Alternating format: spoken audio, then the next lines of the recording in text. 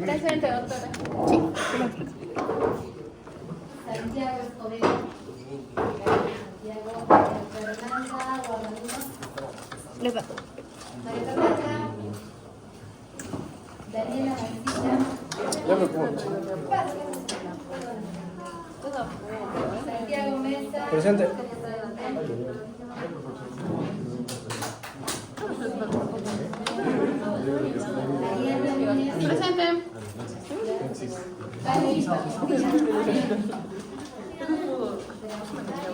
Y a mí me dices pisado.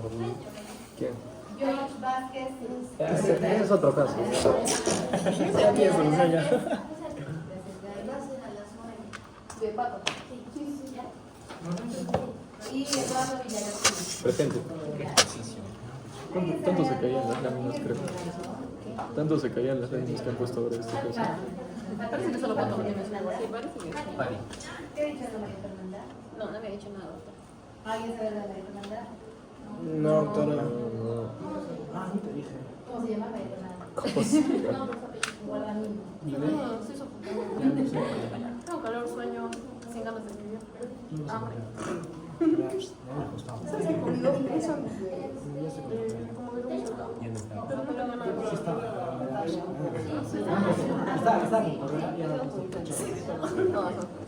todos hemos comido, pero como no te sientas mal. Yo he comido mucho. Ya va, no me hagan bullying. Es que creo que ya está comiendo. Yo estaba peor, ¿verdad? ¿Qué han comido? ¿Qué has comido? Para mí estaba como, no estaba rico, pero tampoco estaba vomitivo. Estaba vomitivo para ti. ¿Qué Para mí también, comieron? de los maquillitos. O sea, venía a comer esas maquilleritas acá en el parque. No, en el ¿Cómo se parque, llama? es ¿cómo se llama? Ah, por la San José. Por la San José. Hay comida de lujo. Dice que está horrible. ¿Y por qué no avisa? Porque cualquiera que tiene ahorita, mira, un menú con maquis, pasa rico. Ya basta, no me da cuenta ya. Pobre madre. Están velando por el bolsillo. Pero a pesar de Pero así descubres unos lugares. claro, no van. Ya chicos, ¿cómo está la práctica Ya de lo hoy? descartas. Es más cortita, más práctica, más fácil. Son solamente 7 láminas. Ya tienen 8, ahorita les digo cuáles que no vamos a revisar porque ya hemos visto ese cuadro. La primera lámina que tienen ustedes en el microscopio es la 182. En la lámina 182 tenemos un corte de un órgano anfitrino, ¿no? Si recuerdan, el anfitrino es aquel órgano que tiene dos funciones, ¿no? Dos características. En este caso es endocrino y exocrino. Tiene este componente que forma lobulillos formados por acinos. ¿No? Exacto, páncreas. Los acinos son el componente endocrino o exocrino. Exocrino. Y esto de acá, que son islotes de células desorganizadas, endocrino, ganglios, islotes de ganglios, ¿no? Producen insulina, glucagon, entre otras, ¿no? Y los acinos, los exocrinos, ¿qué producen? Jugo pancreático. ¿Y el jugo pancreático qué característica tiene? ¿Qué son? Son Enzimas. enzimas, exacto, ¿no? Por lo tanto, el jugo pancreático va a aportar, a generar una contribución en la digestión. Estas enzimas pancreáticas se van a verter al tubo digestivo a través del conducto de Wilson, llegan por la polla y se meten, ¿no es cierto?, al duodeno, exacto, para ayudar a acelerar la digestión. ¿Qué pasa si tenemos una obstrucción en el páncreas? Que comúnmente puede darse por cálculos en la vesícula. Se obstruye el niño Wilson, exacto, y primero hay una inflamación, un fenómeno inflamatorio. Y además de ver esta inflamación en el páncreas, las células, como no hay cómo liberar el jugo pancreático, este jugo pancreático va a empezar a autodigerir al páncreas. Va a haber una autodigestión inicialmente una autodigestión de la grasa y posteriormente puede haber incluso necrosis del mismo parénquima. Esta lámina que vamos a ver es un cuadro un poco inicial. Primero, lo que están viendo aquí en los acinos les debe estar llamando la atención que hay un espacio entre cada acino. Tenemos como un espacio, como si fueran celdillas, e incluso en el islote de Langerhans. Estos espacios corresponden a un lugar que estaba ocupado por líquido. Por lo tanto, esto es la representación o la imagen histológica del edema tisular. Aquí hay edema. Donde encuentren ustedes esto espaciado, incrementado, pues es edema. ¿Qué otro hallazgo vamos a ver? En el páncreas, en el parénquima, linfocitos, células inflamatorias. ¿Qué más vamos a ver? Las partes más periféricas, acá. Vasos sanguíneos que están llenos de hematíes. Eso se denomina congestión vascular. Si vemos varios hematíes en un vasito, producto también de las interleuquinas, los productos de las interleuquinas, las quimioquinas van a generar también cierta adherencia, o para llegar el torrente cargado de células inflamatorias para luego producirse la marginación y finalmente que lleguen las células inflamatorias al sitio de inflamación. Ahí tenemos una pancreatitis, un fenómeno inflamatorio. ¿Qué más vamos a ver? En el páncreas, en las partes periféricas, vamos a encontrar esto de acá, tejido adiposo. También puede estar mezclado entre las células pancreáticas, sobre todo en las periféricas, pero también lo podemos encontrar mezclado, exacto, en el estroma, mezclado entre los tabiques, ahí lo vamos a encontrar. Este tejido adiposo no es indemne, no está sana. Esta celulita que vemos aquí, por ejemplo, la usamos para comparar. Es una célula redondeada, simétrica, con el borde liso, regular, y tiene un núcleo por ahí que está aplastado. ¿Qué vamos a ver? Primero esta de acá. Ha perdido la regularidad en el borde, ¿no es cierto? Está un poco más irregular, aplastada, y hay un material ahí interior. Aún más que esta, sino a esta de acá. Igualmente. Esta en la que el borde se arruga, se corruga, se hace irregular. Hay un material en el centro que es biofisización de los componentes del tejido adiposo por digestión de estas enzimas que se están liberando del páncreas. Va a darse un proceso que se denomina necrosis enzimática o necrosis de la grasa. ¿Cómo se llama? Necrosis grasa o necrosis enzimática.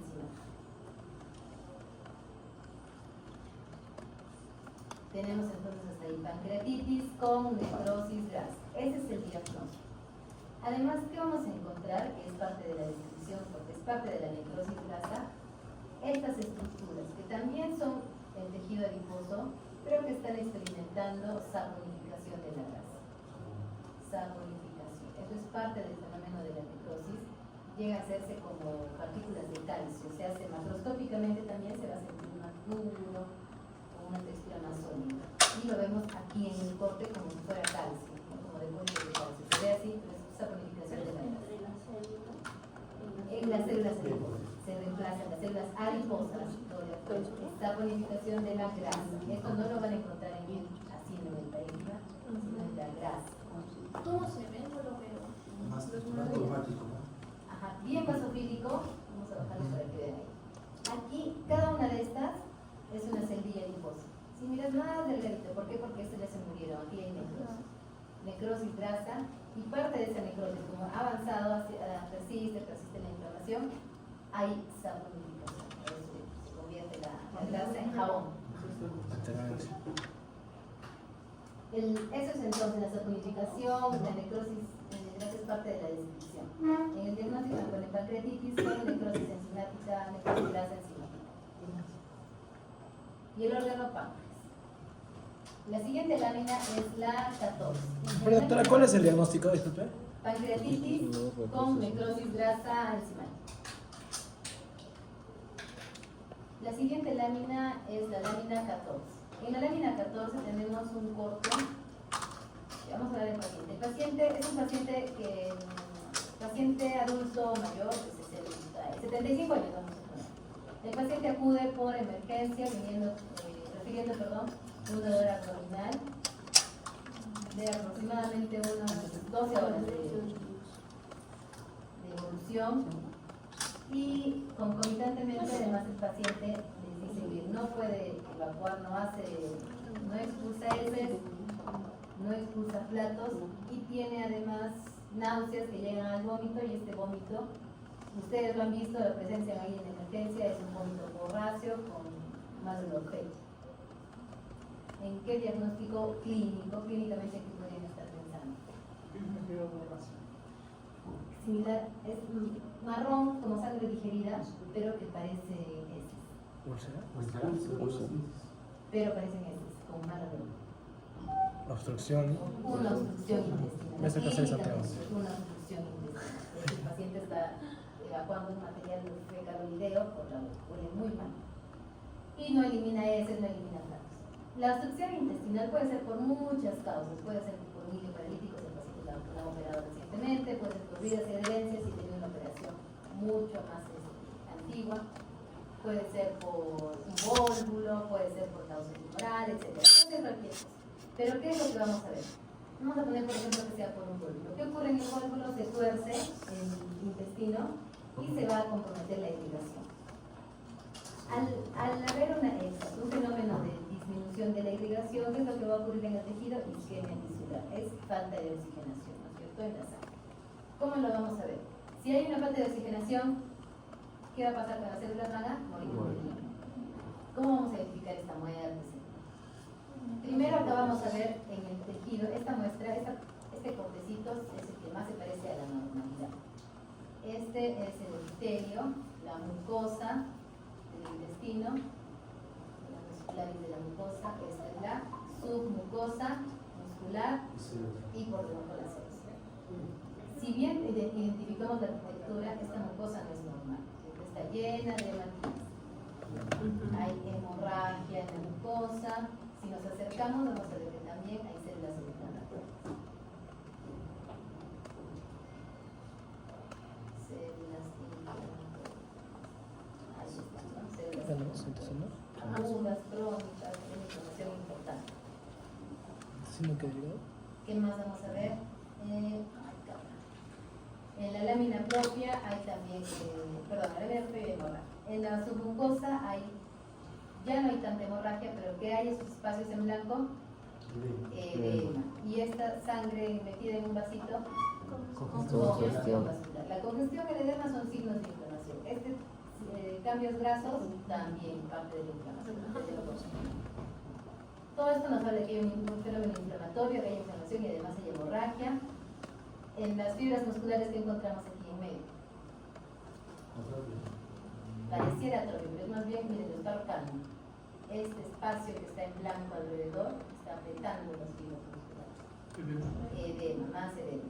Y por último, en la serosa, hemorragia, edema y congestión vascular. Acá solamente vamos a decir hay unos hallazgos iniciales. Aquí parece que sí hay un compromiso en la irrigación. Hasta ahí hay un compromiso. Aquí, ¿qué vemos? Es una imagen similar a la anterior. También es la mucosa, pero ¿qué vemos aquí? Ya no hay epitelio, ¿verdad?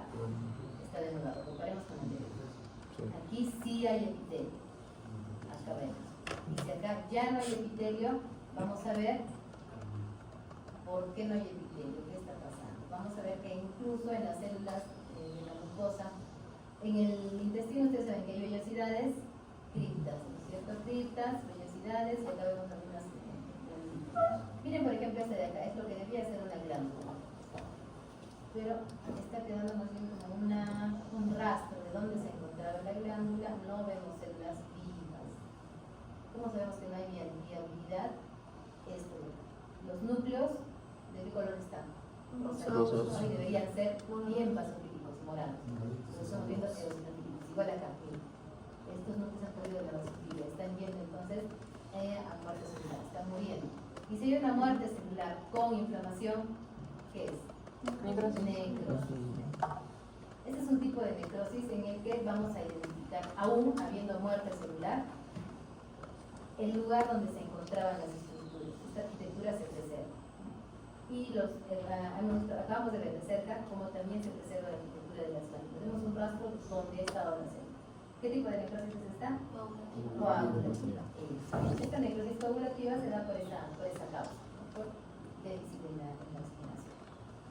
Y en general, aquí ya vieron, la necrosis la van a ver siempre como unas zonas eosinofílicas porque ya no hay núcleos. Los pocos núcleos que habían metidos son células inflamatorias, no son células del tejido normal que encontramos. Y hay una pérdida en general de la estructura, sin embargo podemos ver algún rastro de donde deberían estar las células. No se supone que más bien se mantiene la arquitectura. Se mantiene la arquitectura, pero no lo ves igual. O sea, mira, acá no estás viendo epitelio, ¿no es cierto? Eso me refiero. No ves tal cual, pero sí ves dónde está. O sea, como un rastro. Igual acá, mantiene, esta es la muscular de la mucosa. Sí, todavía identificamos. Pero acá no hay células vivas. Esta es la muscular. La mucosa, pero no hay células vivas. Aquí debían estar las glándulas, hay un rastro. Se mantiene esa arquitectura, pero no ves las estructuras, no ves una, cada célula, ¿sí? No las ves. Y si ves el rastro, todos los arquitecturas. Luego, en la submucosa, hay áreas también que van a ver necróticas, como acá. Más eosinofílicas, acá hay todavía algo de tejido adiposo. Y sobre todo, donde es más llamativo, es en el tercer corte. Miren cómo ya se adelgazó la pared. Aquí más bien el corte de la pared intestinal está invertido. Y acá tenemos la serosa por encima, la muscular, la submucosa y la mucosa. ¿Ya? Y miren cómo sí la arquitectura se preserva porque identificamos serosa, muscular, submucosa y mucosa. Pero no están todas las estructuras porque ya no existe el epitelio, no está, se ha perdido, se ha denudado, se ha desprendido, no hay epitelio. Igual acá, las glándulas han dejado un rastro de dónde debían estar las glándulas vivas. En la submucosa, más de lo mismo. Y miren acá en las fibras musculares, como aparentemente se han como reducido de tamaño, ¿no? Pero si nos acercamos, en realidad, no hay una atrofia, sino que hay una, miren las fibras, acá. Miren cómo las fibras ya no son alargadas continuas, ¿no? Hay detritos. Es fragmentos de las fibras musculares, y los negritos, que los puntitos moraditos que podrían haber sido núcleos, no son núcleos de los miocitos de las células musculares, sino son linfocitos. Este, por ejemplo, sí era un núcleo de la célula muscular. Vamos a ver, este también era. Sí se ve dónde estaba, se ve el rastro que ha dejado la célula o la célula muerta. Y vemos además alrededor más edema, todo lo propio del fenómeno inflamatorio. Porque recuerden que la necrosis es finalmente el punto irreversible de la inflamación. Cuando la inflamación ha llegado a tal punto en que ya no se puede revertir. Y esto rosado que ven encima en la serosa es fibrina. Es una forma también, digamos, de cicatrizar el cuerpo tras tanta inflamación. Doctora, todo es HE, ¿no? Todo es H. El diagnóstico entonces acá es necrosis coagulativa. Y en los hallazgos van a encontrar necrosis, pueden poner que una necrosis mural con pérdida de núcleos, porque no hay ya enfermedad, coagulativa. A necrosis mural, que quiere decir que todo el muro, toda la pared está necrótica. Y los signos de inflamación, los signos de la necrosis, ¿no? Que hay ausencia de epitelio, pero si se ve el rastro, todavía se preserva la arquitectura del tejido, hay ausencia de células vitales y hay inflamación. Porque ya han visto ustedes en teoría que la necrosis es un tipo de muerte con inflamación, no así en cambio la apoptosis, que es más limpio, más programado, es algo fisiológico. Por ejemplo, doctora, en el examen usted nos estaría señalando la serosa o... En ese caso, si yo quiero que vean el diagnóstico de esa lámina, les pondría que ustedes pasen toda la lámina. Porque es en todo lado. Claro, o sea, yo no te voy a enseñar solamente el vaso congestivo y que me digas que es necrosis. Te enseñaría el vaso y que me pongas vaso congestivo. Si quiero el diagnóstico, en este caso es toda la lámina. Doctora, no hagan los intestino. No, intestino nomás, porque no pueden distinguir, ese brazo no pueden distinguir. Mural. Vamos a ¿cómo se llama el otro? Tormudella. Esta paciente es una paciente mujer de 24 años, joven. Doctora, ¿qué nómina es? 172. Una paciente joven con infecciones, enfermedad de transmisión sexual o repetición. Se dice que ha tenido varios episodios, que sí se ha tratado y que actualmente tiene un dolor intenso en abdomen, en hipogastrio, y ustedes le hacen un examen preferencial, examen ginecológico, ¿no? Le hacen primero inicialmente un tacto vaginal a la paciente, le colocan el espéculo tal vez, y van a revisar y obtienen salida de una secreción maloliente y espesa. Si es algo maloliente, muy probablemente sea con infección. Quiere decir que también tiene, ahorita también tiene, en el momento tiene también una infección ginecológica. Y ustedes notan que la paciente tiene dolor a la lateralización del cuello.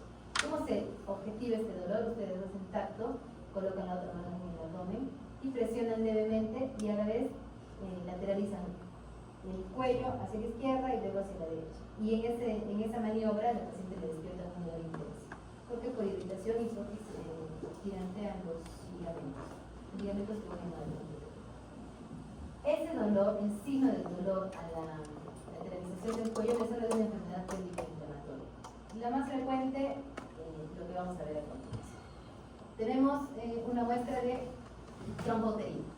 En la trombouterina ustedes recuerdan muy bien por histología que encontramos en la parte distal unas fibras, ¿no es cierto? Como unas vellosidades. A lo largo de toda la tuba vamos a encontrar las mismas vellosidades en el interior, que se van a encargar de que el cigoto, una vez que ha sido fecundado, migre, viaje hacia la vía uterina para implantarse, ¿no? Esa es la finalidad de por qué hay acá estas vellosidades. Pero ¿qué vamos a ver? Estas vellosidades se encuentran, ¿cómo las ven aquí? ¿Qué tienen?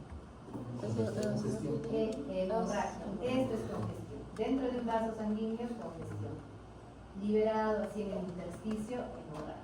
Hay fibras o vellosidades hemorrágicas. Esto de acá, que es un espacio en blanco, edema. Edema. Este de acá es material proteínáceo. Creo que también podemos encontrar en las zonas edematosas. Puede haber otras zonas. ¿Por qué no?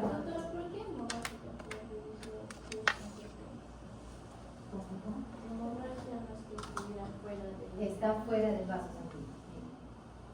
Si ustedes ven hematías dentro de un vaso, esa es congestión vascular, ¿no es cierto? Es porque está aumentando el torrente por la inflamación misma.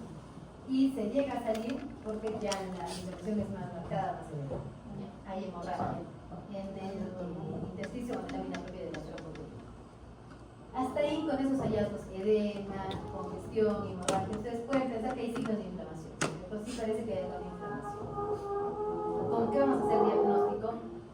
La paciente ha venido con un dolor intenso de unas 2 horas de evolución, quiere decir que es algo agudo, ¿cierto? ¿Qué tendríamos que buscar? ¿Qué tendríamos que encontrar para realmente hacer el diagnóstico de una inflamación aguda? ¿Linfocitos? Linfocitos son crónicos. Neutrófilos. Vamos a encontrar entonces neutrófilos, como acá, o polimorfonucleares en la lámina propia, y hay un botecito igual acá.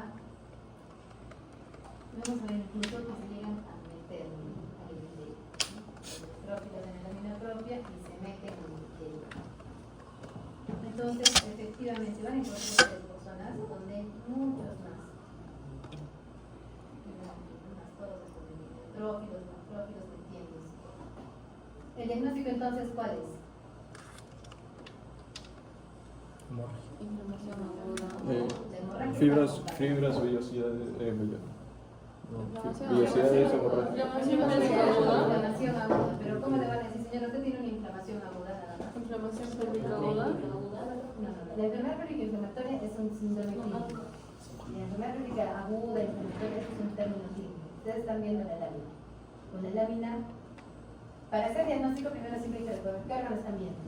Trombouterina con inflamación aguda. Ese es el diagnóstico. ¿Ya? Técnicamente y más correcto, ponemos salpingitis aguda. Salpingo es el prefijo que se utiliza para referirnos a la trombouterina. Si en el momento del examen no se acuerdan salpingitis y me ponen trombouterina con inflamación aguda, está igual de correcto para mí. Salpingitis. ¿Y en la descripción? ¿Qué te habla de que tienes una salpingitis aguda? Hemorragia, edema, Neutrófilos. y los neutrófilos. Principalmente lo que no les puede faltar es neutrófilos. Neutrófilos en la lámina propia y en el epitelio del trombouterina. Con eso están haciendo el diagnóstico de salpingitis. La siguiente lámina, que es la 17. 8. En la lámina 18 tienen un corte de vesícula biliar. La vesícula biliar, ya recuerdan ustedes, es un órgano, una víscera hueca, que tiene mucosa, muscular y serosa, no tiene su mucosa. ¿Qué tiene esta vesícula? Vamos a ver que este paciente es un paciente con una inflamación crónica, dice que tiene un dolor, le viene dolores en el pulmón derecho, que hace con la vesícula, con náuseas, vómitos, eventualmente, más o menos una vez cada 2 meses al menos. Pero el paciente no le ha hecho caso, dice que se le va a pasar solito porque está tomando hierbas medicinales. Se ha hecho una ecografía por ahí y le dijeron que sí tiene cálculos y que debería operarse, pero el paciente hizo caso de eso. ¿Qué pasa? Una de las complicaciones podría ser como el primer paciente que haga una pancreatitis. Esa es una de las consecuencias o complicaciones de un cálculo de vesícula. ¿Qué más puede pasar? Este paciente tiene cálculos, aunque no son muy grandes, pero ¿qué nos habla en relación a este diagnóstico que tenga cálculos? Los cálculos generalmente, en su mayoría, son de colesterol. Y el paciente, ¿qué quiere decir? Que tiende a formar cálculos de colesterol, quiere decir que en su sangre, en su torrente, tiene mucho colesterol. Este paciente también va a acumular tejido adiposo, de este colesterol, y tejido adiposo por inflamación también, en las paredes de la vesícula. Toda esta zona que están viendo es inflamación crónica, ¿no es cierto? Ven puntitos morados, células inflamatorias crónicas. ¿Y qué más vamos a encontrar aquí? Mezclada este tejido, estructuras grasas, ¿no es cierto? Van a haber unas zonas como acá, en las que encontramos más bien como espículas, ¿no? Espículas, agujas de colesterol. Esos espacios son también colesterol, pero ¿qué está pasando? El organismo está tratando de contenerlo, porque no debe estar allí. ¿Qué va a pasar cuando encontramos en cualquier parte del cuerpo, hay presencia, si hay presencia de alguna sustancia, depósito, que no debe estar allí, el cuerpo va a hacer una reacción inflamatoria para tratar de controlar. Así sea alguna sustancia natural propia del mismo cuerpo, pero no está en donde debería estar. Aquí no debería haber tejido adiposo, no debería haber esos depósitos de colesterol. Se deposita y el cuerpo responde con un fenómeno inflamatorio. Inicialmente una inflamación simple común, pero cuando esto persiste, esa inflamación se organiza y va a formar esto que están viendo acá. Es una célula de mayor tamaño. Vamos a ver más adelante unas más bonitas, de más características, pero esto nos puede ayudar. Yo creo que los mostró mucho, pero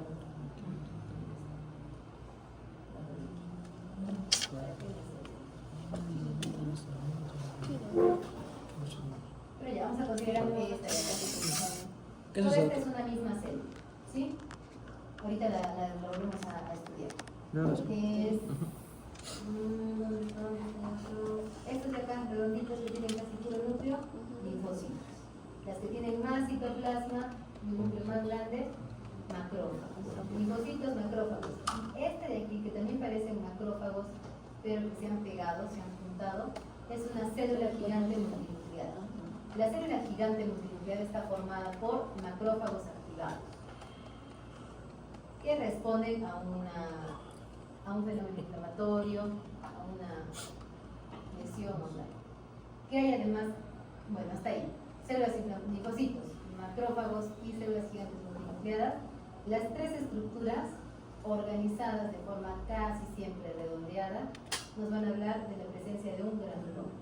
Esas tres estructuras, puede haber otras, puede haber por ahí una célula plasmática, nucleares que no descartan que sea un granuloma, pero lo principal es encontrar esas estructuras, sobre todo las células gigantes multinucleadas. O sea, sería una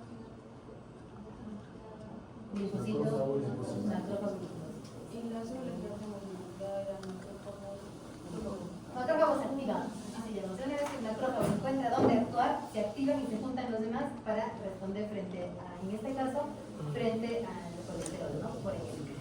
¿Y qué está en este macrófago, en este granuloma, qué más vamos a encontrar? Estas espículas que les decía de colesterol. Por lo tanto, este no es un granuloma simple o un granuloma común, sino es un santo granuloma, que tiene depósitos de colesterol. Esta zonita de colesterol. ¿Es el espacio en blanco, doctora? El espacio blanco son, sí, espículas de colesterol. Esto de acá.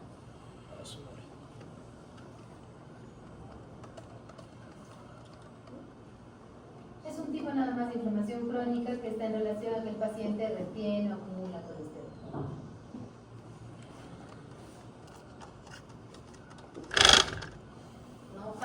el microscopio, levántenlo, tiene una jorobita, de la jorobita levanten. Ah, eso sí. Cada vez que jalan así se desencajan los lentes y no van a ver bien, y además tienen que reparar los daños exacto del brazo del Cada vez que microscopio. jalas así, uno ya se Entonces, en la lámina 18, el órgano vesícula biliar, el diagnóstico, Inflamación crónica. ya, si es inflamación crónica, ¿cómo se llama en la vesícula? Colecistitis. Crónica, santo granulomatosa. ¿Ya? O con santo granulomatosa. Santo. Santo granulomatosa. Colecistitis, santo granulomatosa. Santo. Con linfocitos y macrófagos, ¿por qué es que tú ves que hay un santo granulomatosa? La 18. ¿Por qué santo, doctora? Santo es el término que se utiliza para referirse a una formación con colesterol. Ah, pensé que era por exagerarlo. Ayúdame. O sea, pensé que era Santo con muy... X. Ah, santo con X. Ay, santo. Santo. Ah, ya entendí. Sí, bien pensando. Yo también. Hay también un depósito de macrófagos solicitando colesterol, una neoplasia que se encuentra así en el superviteno, todavía el tejido digestivo en el estómago, por ejemplo, y se denomina santosa, un tumorcito de Sí, los santones.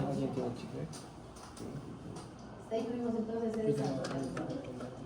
Vamos a la lámina, la 19 que la que sigue en la que vamos a omitir, porque el diagnóstico es una gastritis crónica y 19. Es una gastritis crónica y aguda que ya, si recuerdan, pues lo han revisado. En la práctica anterior hemos hecho en la lámina 7 y 8 tenemos una gastritis aguda, reumatóide, metaplasia, y en la 8 tenemos una gastritis crónica, ¿no? Entonces, la 19 la omitimos. Sí, 7 y 8, Ni no para sé la qué. guía ni para el examen. O sea, son Vamos a la dice que la siguiente, que lámina es la es lámina gastritis 47. aguda. En la lámina 47 tenemos un corte Porque ella hizo la gastritis crónica. de una muestra de un paciente infantil, paciente de 11 años, que su mamá ha notado que en un lado de los cuellos está creciendo un nódulo. Disculpa, doctora, ¿qué lámina es? La 47. 47. En uno Nos de estamos los lados diciendo. del cuello le está creciendo un nodulito por debajo de la oreja. Y el paciente tiene como antecedentes que no se alimenta bien, es un paciente que vive hacinado. En su casa viven 10 a 12 personas con solamente 2 habitaciones y una cocina que es comedor y es sala. Tiene el paciente fiebre, escalofríos, está asténico y su papá, dentro de toda la historia que han indagado ustedes, le dice a la mamá que su papá ha estado tosiendo mucho tiempo, tiene una tos crónica. ¿Qué podrían pensar que tiene el pacientito en el ganglio? ¿En el ganglio? Ah, la beca, ¿hacen las becas? ¿Perdón? ¿Qué son las becas? ¿Hacen las becas? Beca es también de la tuberculosis, es el vacío de Ajá. en ganglio. Sí, ya, sí puede haber. La tuberculosis químicamente es una imitadora, porque se dice, ¿ven? Tuberculosis puede, lo más común es que dé una infección, perdón, en el pulmón, ¿no es cierto? Y que dé la clínica clásica de tos crónica, no. Pero también puede haber un cuadro de tuberculosis cerebral, aunque es en pacientes inmunodeprimidos, sí puede haber. ¿no? Puede haber tuberculosis cutánea en la piel también, y llega a ser mortal, porque para que llegue hasta la piel también tiene que ser un paciente inmunodeprimido. Por lo tanto, también hay cáncer lunar, puede haber más de polen en la columna, hay meningitis por tuberculosis, en cualquier lado del cuerpo puede haber tuberculosis. Le dice la señora, pero doctor, en el ganglio, sí señora, sí puede haber. Hay que sacarle porque dentro de todo, diagnosticar la tuberculosis a un niño en un ganglio es algo tratable, es algo mejor que diagnosticarle alguna enfermedad neoplásica linfoproliferativa, linfoma, por ejemplo. Eso sí sería un diagnóstico más triste, más oscuro.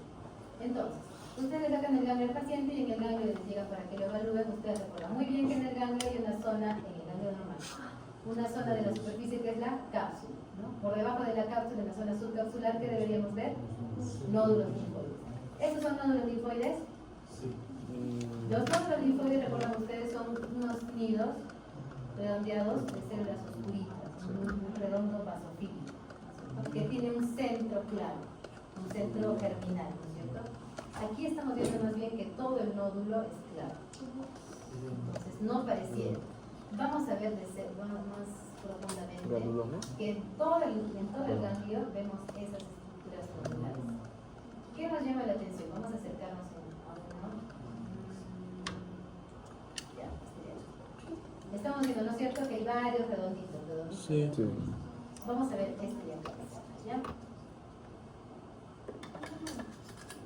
¿Qué es esto de acá?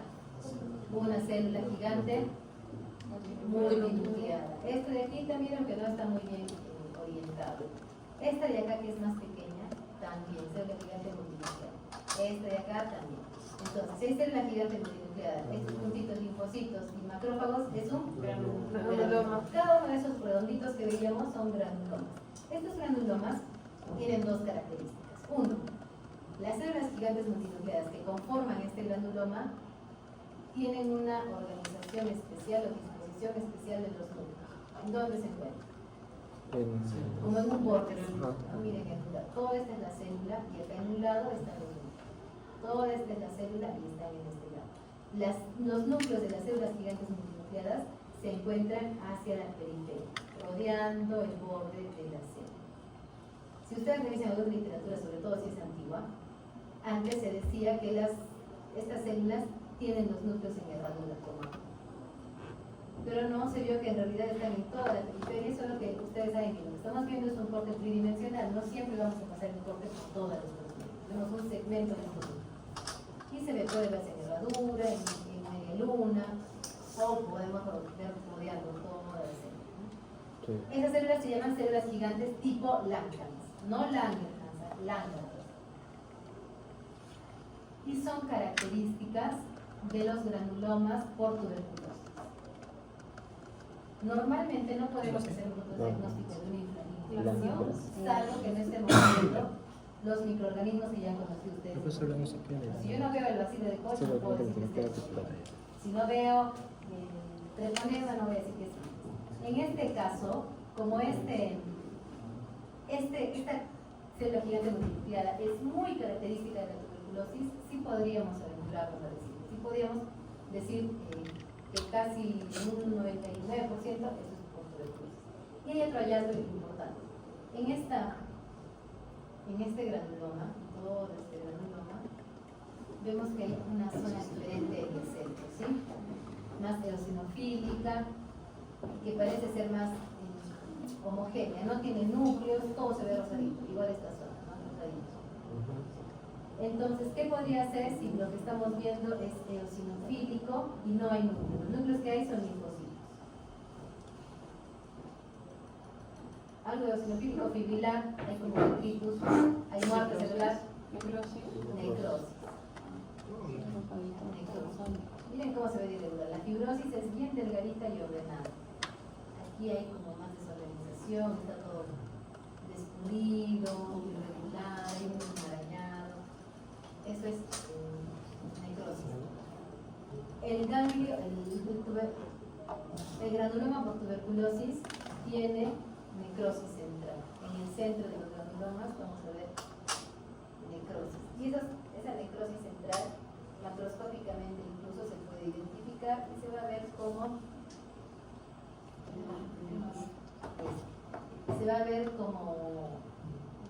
leche cortada, como queso malogrado, así, ¿no? Blanquecino y que se deshace.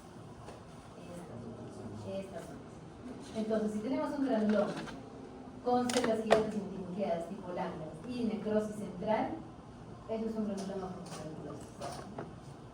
Lo que les acabo de decir, eso es lo que van a colocar en hallazgos microscópicos, en descripción microscópica, granuloma, con tal y tal. Y el diagnóstico es entonces ¿Tuberculosis? exacto, adenitis, ¿no? Porque es una inflamación de la ¿Adenitis? adenitis tuberculosa, porque sí podemos decir que es tuberculosa con los dos hallazgos. Vamos a la penúltima lámina, la lámina 41. En la lámina 41 tenemos una muestra de una tumoración de un paciente que acude en su consultorio, les dice: doctora,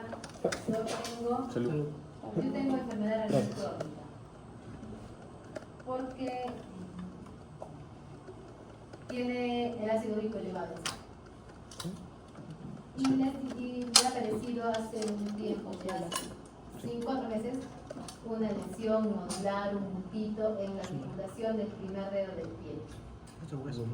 ¿Qué les parece? Hasta ahí, ¿qué diagnóstico le pueden dar? Y eso que el paciente ya les dio su diagnóstico.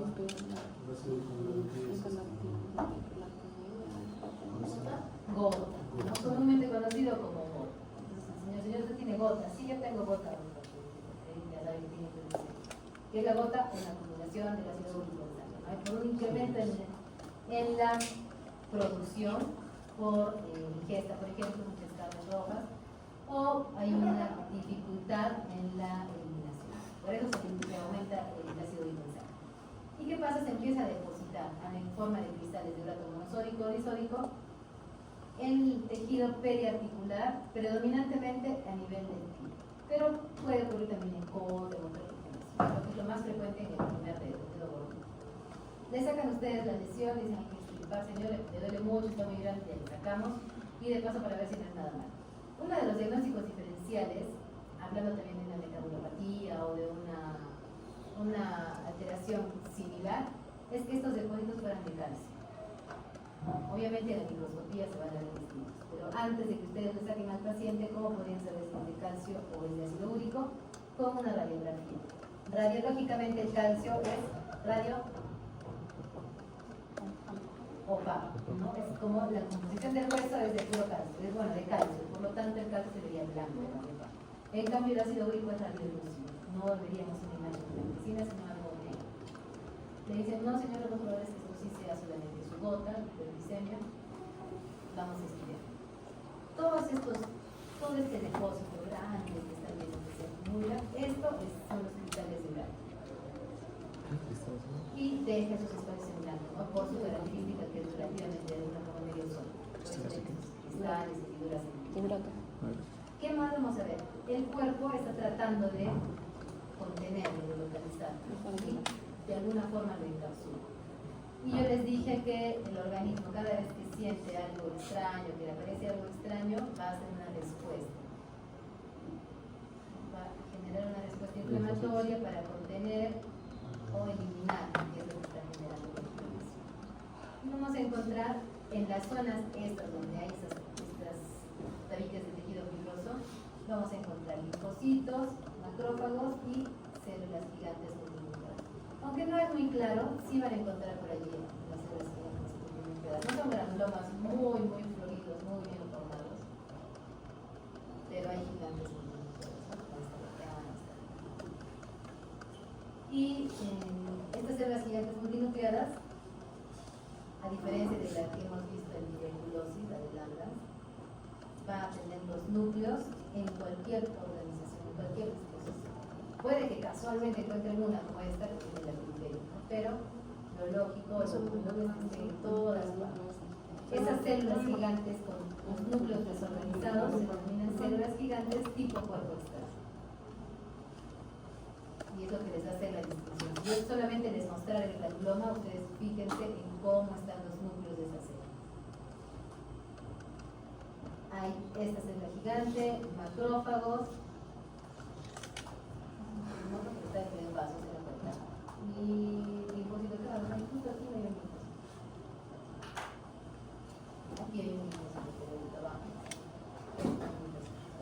Linfocitos, macrófago y célula gigante multinuclear es un granuloma. ¿De qué tipo? Tipo cuerpo extraño. ¿A qué está haciendo este granuloma? Reacción al ácido úrico. Entonces, el diagnóstico aquí es tofo gotoso, porque están viendo es un tofo gotoso con granuloma tipo cuerpo extraño.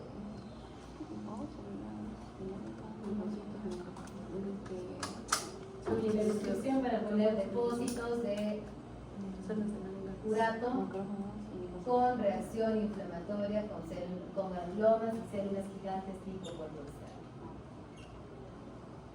Aunque redunde, esa es la explicación, la descripción de por qué saben ustedes que eso es un granuloma tipo cuerpo extraño. Tipo cuerpo extraño. Tofo gotoso con granuloma tipo cuerpo extraño. Granuloma o cuerpo extraño. ¿Cómo se llama? ¿Topo? Tofo. ¿Topo? ¿Qué es órgano? T-O-F-O. Doctora, ¿y en órgano qué pongo? Justo en esta. Gracias. En la del tofo no ponen otra. ¿Ya? Porque es una articulación y es del pie, pero no hay como ustedes fisiológicamente pueden identificar esto. No hay órgano. No quiero que me engañen ni engañar. No van a poder. Es fija esa, ¿no, doctora? Sí. No es fija, es fácil. Pero pues, por eso es un regalito de usted, ¿verdad, doctora? Por Semana Santa. También. Ya, doctora, estaba apretando. Ya, por decir. Doctora, yo no puedo seguir. La última lámina, la 130.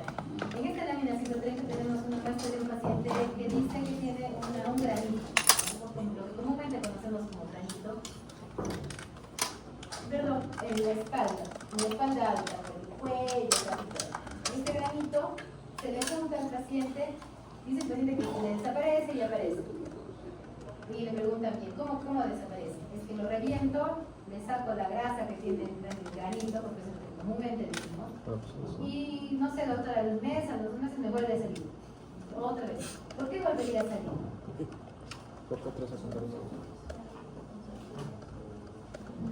No, porque serían más lesiones. Si fuera algo contagioso, habría más lesiones. Eso no es uno. Vuelve a salir, Exceso de porque secreción. no es un granito. Es en el mismo lugar, que usted ve en la misma manchita, eso se va y otra vez vuelve a crecer. No es un granito, es un quiste.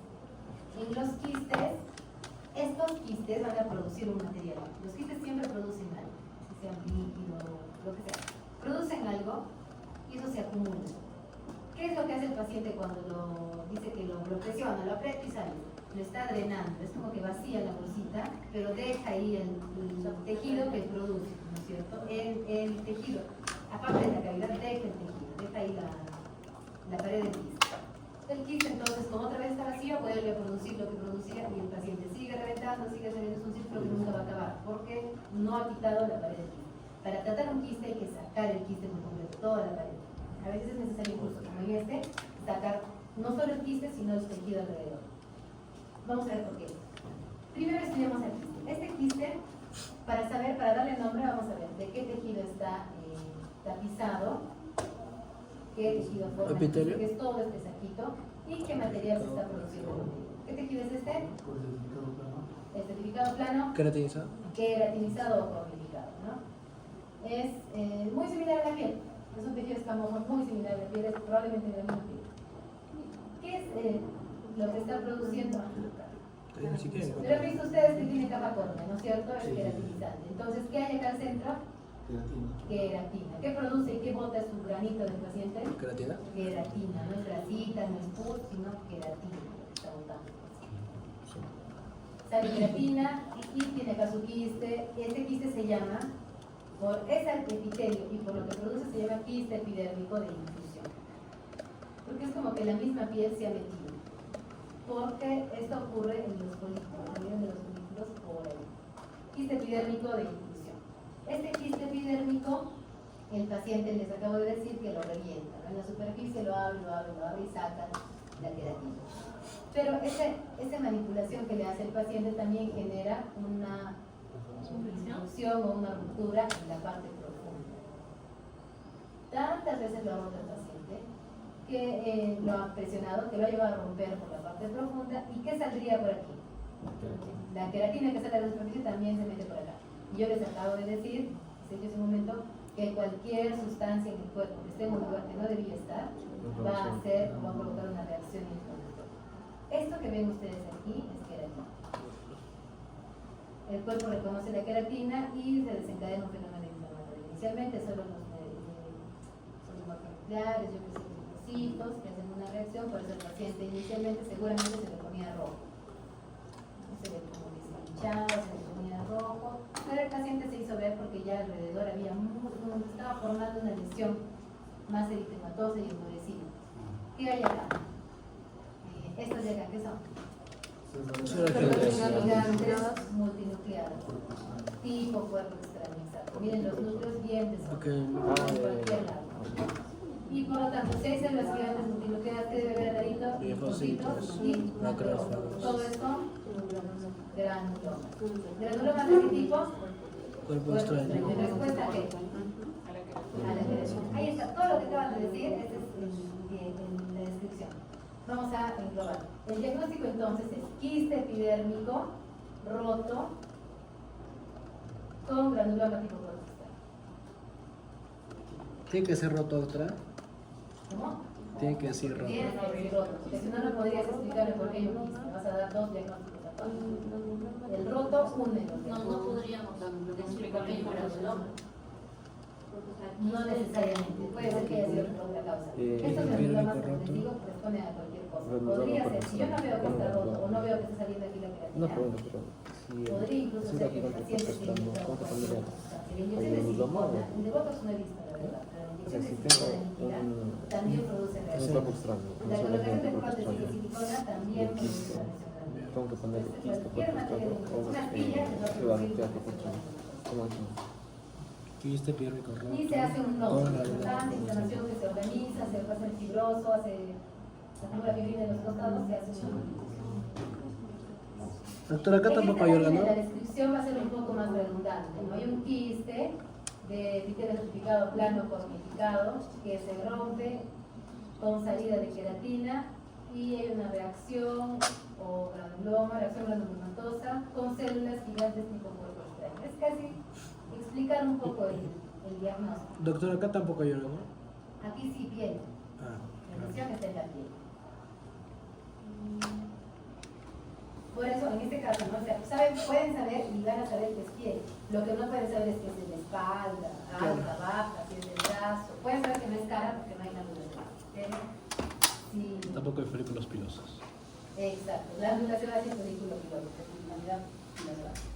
Y listo, jóvenes. Esa es toda la práctica del día de hoy. Son las 3:55, a las 4:10 les tomo pasito. No, pero doctora, no me guió el ojo. ¿Cuál va a tomar No ahora? no me has visto. ¿Pero por qué toman Ya, para la próxima. Es por eso que cuando toman más tiempo, no miran el lámina. No miran la lámina, se quedan repasando. Y como no me sirve, tomo solo lo que les he explicado.